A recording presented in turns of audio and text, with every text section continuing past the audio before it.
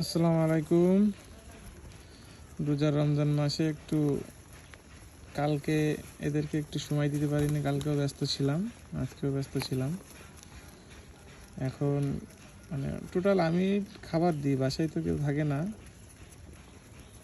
এখন খাবার দিতে আসে দেখি কি নবাব আমার হাতে চলে আসে। নবাব এত ওয়েট ছিল আগে, আর এখন আজকে দেখতেছি সে পুরো হালকা হয়ে গেছে।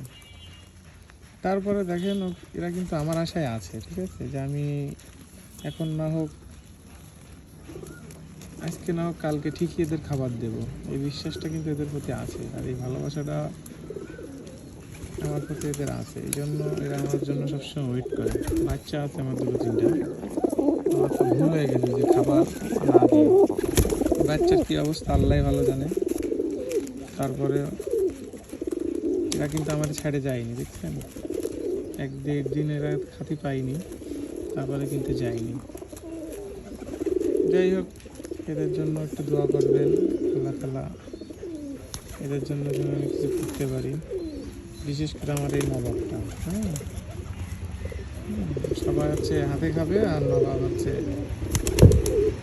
চুপে খাবে।